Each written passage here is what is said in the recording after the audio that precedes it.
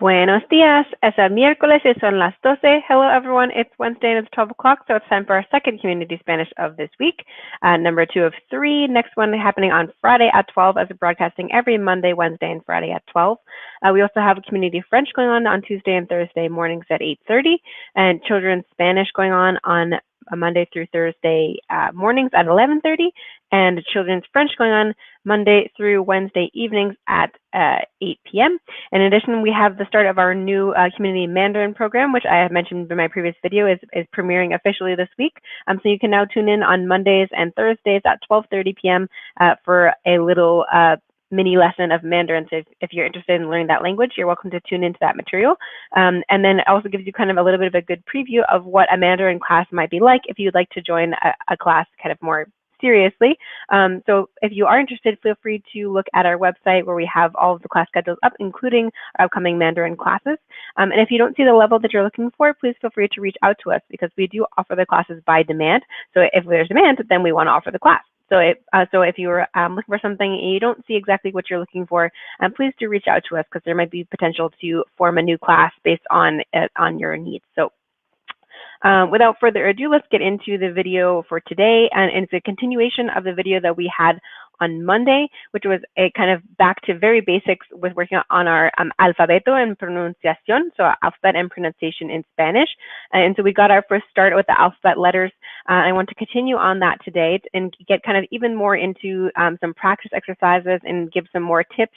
And also just to recap a little bit of what we did on Monday, since I know that the sound quality for some reason was a little bit off on Monday's video. So I want to have a chance to work on that again to make sure that all these alphabet sounds are quite clear. So let's get into the sounds. So we're going to start with a repetition of the different letters. Make sure that those sounds are coming well out of your mouth. So por favor, repite después de mí with our alphabet letters. So A, B, C,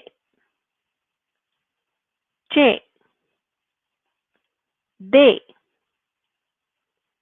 E, F, G, H, I, J, K,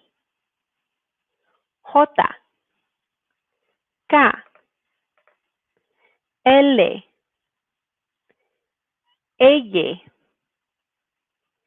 M,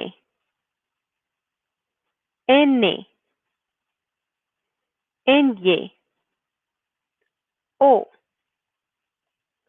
P, Q, R, S, T, U, V, W or W, X, Y, Z. Muy bien. Okay, so as I mentioned last time, just a quick reminder that the extra letters of R, Y, and Che are ones that we, in modern Spanish textbooks, we do not see these letters. These are kind of left over from an older version of the Spanish alphabet. So depending on what text you're referring to or what person is teaching you Spanish, they might include these letters or not include these letters. But in the most modern form of kind of agreed upon Spanish alphabet, the Che, the Y, so the double L, and the R with the double R are all not included. So the only extra letters in terms of comparing between English and Spanish is the letter of Ny. So that's one that will not disappear. Okay, and so just again, a couple of other reminders before we get into our extra exercises and practice for today. So as I spoke about last time in terms of different accent marks in Spanish and kind of where to put the stress on when you're reading a word. So the kind of general go-to rule is that you should use the second to last vowel to put your stress there. So that part of the word should be this kind of the strongest sound. And when I say strongest, what that means is that your voice is at its loudest. I mean, you're obviously not yelling, but your voice is a little bit louder than some of the other syllables. Maybe your voice also, the tone of your voice is a little bit higher.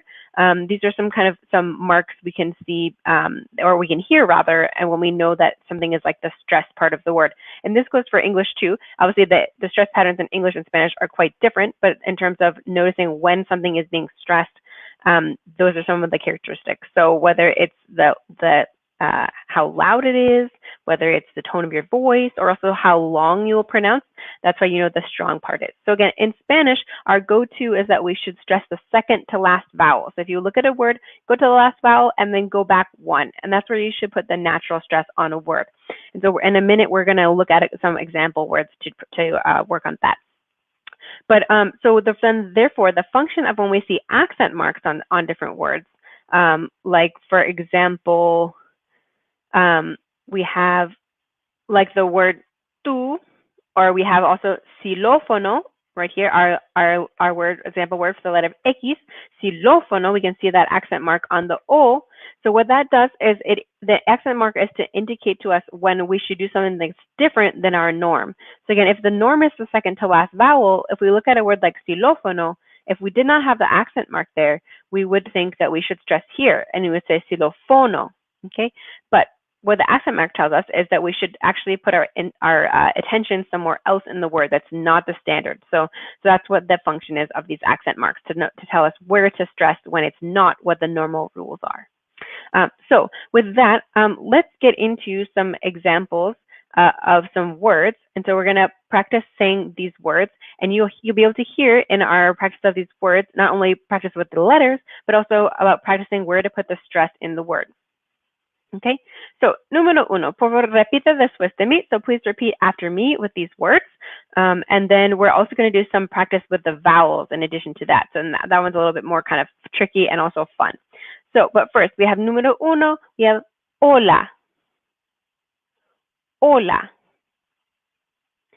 So as we know, the H, the first letter, the H is always silent, so that's why we're not pronouncing it. And as I mentioned in terms of the stress, you can hear when we pronounce this word, we say hola. So it's the first part, that's the strong part. So as we've just followed the rule that we learned. So we took the last vowel, which is the A, and we go back one, because against the second to last vowel, we're going to stress. And that's why we say hola and not hola. Okay. Número dos, día. Día. Número tres, noche. Noche. So again, same thing where we take the last vowel, which is the A, and then we go back one, and that's why we're stressing the O in noche. Next one for número cuatro, we have tarde. Tarde. You can hear how that first syllable is the stressed one. Número cinco, bueno. Bueno. Número seis, gracias. Gracias.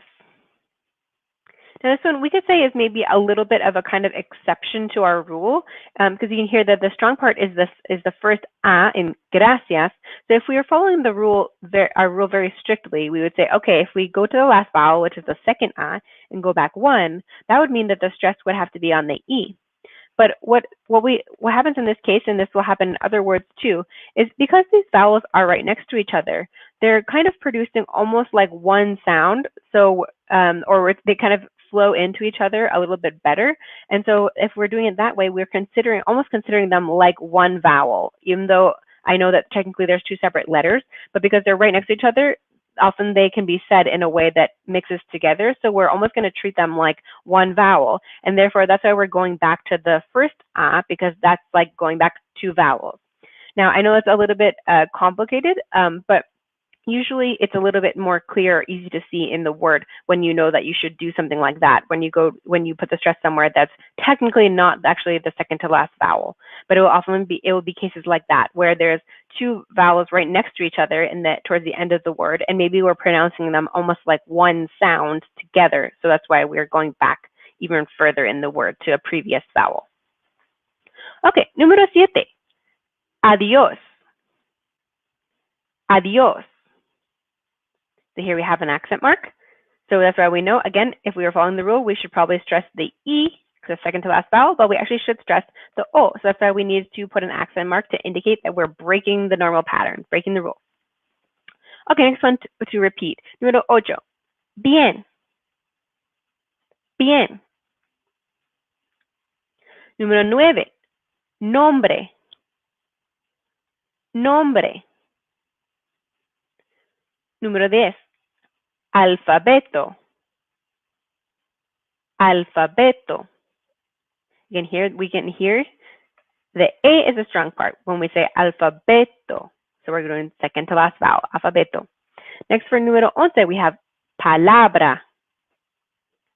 Palabra. Número 12, we have yo. Yo. Or as I mentioned in the last video, sometimes there is some variation about how we pronounce letters or, yes, I said letters that make the Y sound.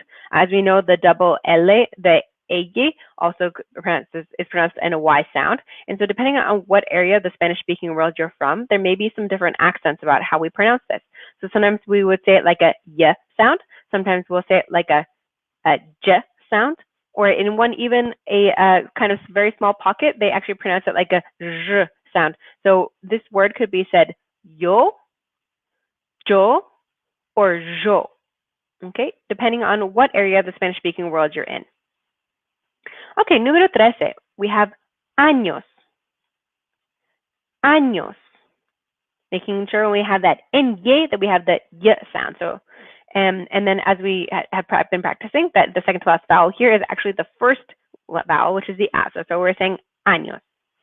Okay, número 14, we have donde. Donde. Now this one, we can see the accent mark, but actually, if you notice, the accent mark is on the second to last vowel. So there might be a question, well, why is there an accent on here if how we pronounce it normally without the accent is correct? So why? Because as we know, we put the accent to indicate something is different than what our standard is. So the case for this particular word, this is one of our question words, meaning where. And it's a characteristic of the question words in Spanish that they all have accent marks on them. So it's just more kind of like a little quirk about question words. So this one in this case is not actually performing a pronunciation role. It's really just to indicate that this is a question word. Okay, so if you had the same word not in a question context, the accent would disappear. So for example, if I'm asking a question like where are you, using the word donde, where are you, then I would have with accent. But if I'm using it in a sentence to say like I know where you are, again, this is not a question, then that accent would disappear. So it's really, that's more of a grammar thing. So it's a little bit of an exception on this word donde, but it doesn't have a pronunciation effect. Next word for número 15, we have cuántos. Cuántos. So this one is the same case as donde. So it's only because it has a question word that there's an accent mark on that a, because otherwise we would naturally stress there anyway. Okay, número 16, we have trabajo. Trabajo. Then for 17, we have profesor. Profesor. This word is just a little bit of an exception, the fact that we're stressing the O at the end and not the A. So it's true, there, just like English, and just like almost every language, there are going to be some exceptions to the rule. Okay, and the last one, número 18, we have español. Español, which is Spanish. Okay, muy bien. So now we have one more exercise to do together before we wrap up for today, which is to practice these combinaciones de vocales or vowel combinations. So we're having two vowels together, and I have to pronounce them. So we're still going to pronounce them kind of distinctly. So this is another one that, as this is pretty much this whole video of repetition, because we're practicing making sounds. So this is really all you can do to practice these is to repeat. So repite después de mí. So we're going to do these vowel combinations. So número 1, we have ae. Ae. Número 2, ei. Ei. Número 3, ie. Ie. Número 4, ou. Ou. Número 5. Wo. Wo. Número 6. Ea. Ea. Número 7. Ahí. Ahí. Número 8. Ya. Ya. Número 9. Eo. Eo. Número 10. Iu. Iu. Número 11. Au. Au. Número 12. E. E. Número 13. I. I. Número 14. Oí. Oí. Número 15. Ue. Ue. Número 16. Eu. Eu. Número 17. Oui. Oui. And the last one, 18 is uu. Uu. Muy bien. I know it sounds can be kind of funny together. So depending on how fast you're reading those words with these vowel combinations, when you see these vowel combinations in the context of a full word, sometimes they'll be shorter or longer depending on how much you want to pronounce them. So they won't all necessarily sound as quite kind of crisp and clear as we have done them in our practice, but they may be shortened when they're in the sense of a word. But you can still hear, this is still good practice to get a good handle on what the different vowel sounds are in Spanish. Okay, so muy bien, that about wraps up our lesson for today. You're welcome to check out the other video that I did previously if you want to get a little bit more practice with the alphabet letters. And all of this content will be up on our website, where you can see a list of all the videos we've made in the Facebook Live content, and also have a bunch of extra free resources for you to access there, with different worksheets and things to practice all the different topics that we've been teaching. So please feel free to check out those resources. And until then, I will see you next on Friday at 12 for the next Community Spanish. Gracias y adiós.